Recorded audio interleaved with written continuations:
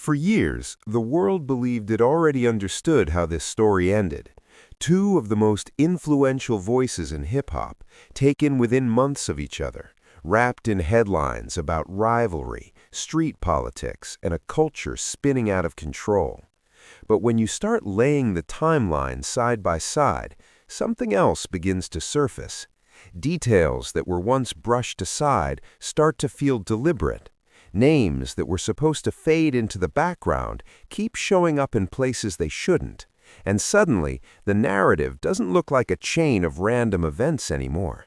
It starts to feel like a sequence, carefully shaped by decisions made far away from the spotlight. Before the tension, before the headlines, there was a friendship that few people expected to become as important as it did. Tupac and Biggie didn't start as rivals, they started as peers, moving through the same circles, sharing the same stages, and recognizing something in each other that felt rare. Their connection wasn't just personal, it was symbolic. Two rising stars on opposite coasts, representing different sounds, different styles, but the same hunger. And that connection made certain people uncomfortable. Because in an industry built on contracts and control, loyalty can become a liability. If Biggie's future didn't belong entirely to one camp, everything changed the night Tupac walked into Quad Studios. What was officially described as a robbery immediately raised questions, not just because of what happened, but because of what didn't. The details didn't line up the way people expected them to. Jewelry was still there. Stories shifted, and Tupac himself began to speak in a way that suggested he believed this wasn't random at all. To him, this felt personal. It felt like betrayal, not chance.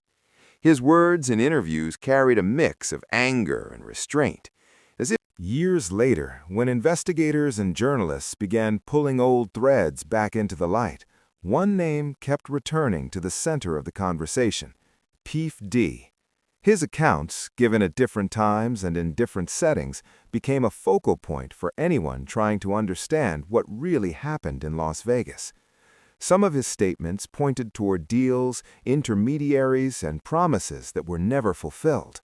Others seemed to pull back, creating a pattern of contradictions that left people questioning where the truth actually sat. Law enforcement documents, immunity agreements, and interviews painted a picture that felt incomplete, like a puzzle missing key pieces. As Tupac's story moved toward its tragic end, Biggie's took on a tone that felt almost prophetic. In interviews, he spoke openly about fear, about feeling watched, about the weight that comes with success and the paranoia that follows it. These weren't the words of someone brushing off danger. They sounded like someone who believed the ground beneath him wasn't steady anymore.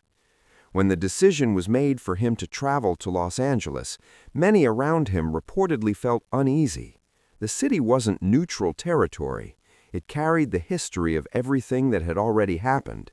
And when Biggie... Decades later, the past refused to stay buried. Tupac's family began reopening old questions, not because of rumors alone, but because of documents, testimonies, and renewed legal attention that brought the case back into public focus. Statements that had once been dismissed were now being revisited in courtrooms and media reports. At the same time, firm denials stood alongside growing speculation, creating a clash between official positions and public curiosity. The story shifted from street corners, and as new documentaries and narratives began to emerge, another battle took shape, not in courts, but in public perception. Competing stories claimed to offer the real version of events, each one framing the past in a different light. Some were seen as attempts to control the narrative, to protect reputations, or to reshape history. Others positioned themselves as efforts to uncover what had been hidden. Social reactions reflected that divide, with audiences questioning motives as much as they questioned fact. When you step back and look at the full picture, the pattern becomes harder to ignore. The studio shooting that shattered trust, the shifting testimonies that raised more questions than answers, the rumors of money, influence, and deals made in the shadows. the families and investigators who refused to let the story rest. None of these elements alone prove a single clear conclusion, but together they form a narrative that feels layered, complex, and unresolved. The question isn't just who was responsible, it's how many forces were moving at once, and how much of what we saw on the surface was shaped by decisions made